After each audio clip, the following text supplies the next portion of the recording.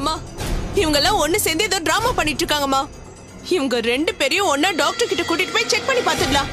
அப்பதான் எது போய் எது உண்மைன்னு நமக்கு தெரியும். எத்தனை தடவை டெஸ்ட் பண்ணாலும் மேடம் கர்ப்பங்கிறதா உண்மை.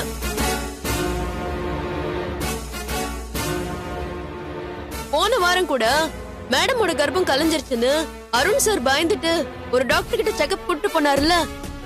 மேடம் கர்ப்பமா இல்லன்னா டாக்டர் உண்மையை சொல்லிருப்பாங்கல்ல.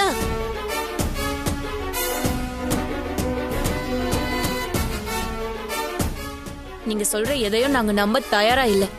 எந்த டாக்டர் கிட்ட செக்அப் பண்ணீங்கன்னு சொல்லுங்க, நாங்க அவங்க கிட்டே போய் விசாரிச்சுக்கிறோம்.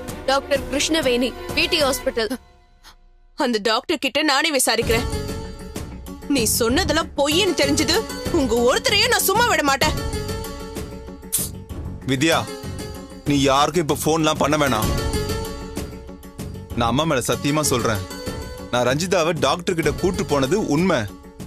அங்க அவளை செக் பண்ணிட்டு குழந்தைக்கு எந்த ஒரு பாதிப்புமே இல்லைன்னு அவங்க சொல்லிட்டாங்க. இதுக்கு மேல அப்படி என்ன ஆதாரம் வேணும்? டேய் நீயும் அவளை வாய் மூடு.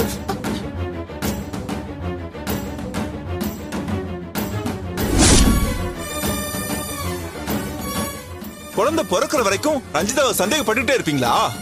அவன் நெருப்பாளி கொட்டிக்கிட்டே இருப்பீங்களா? நீங்க பொண்ணுங்க தானே, உங்களுக்கு மனசாட்சியே இல்ல?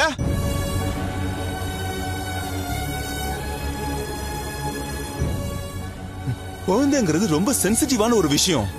புருஷன் பொண்டாட்டி மட்டும்தான் அதை பத்தி பேசணுமே தவிர வேற யாருமே அதில் தலையிட முடியாது.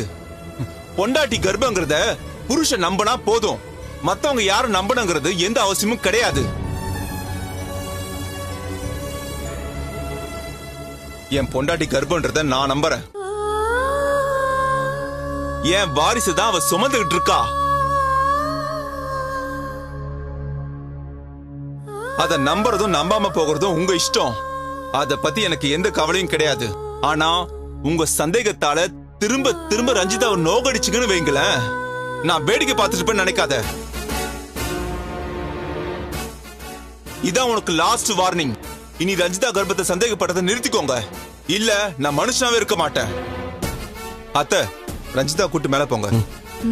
உள்ள போலாம். நீ வா வா ரஞ்சிதா. மாமா என்கிட்ட விடுமா, நான் எடுத்துக்கிறேன். உள்ள வாங்க மாமா, நான் எடுத்துக்கிறேன். இல்ல மேடம், இப்ப சூழ்நிலை சரியில்லை, நான் இன்னொரு நாள் வரேன். சரி நான் போயிட்டு வரேன் சார். ரஞ்சிதா ஒரு நிமிஷம். சரியான நேரத்துல வந்து உண்மையை சொன்னீங்க, ரொம்ப தேங்க்ஸ்ங்க. என்ன சார் தேங்க்ஸ் எல்லாம் சொல்றீங்க? நான் நடந்தது தானே சொன்னேன். நான் வரேன் சார்.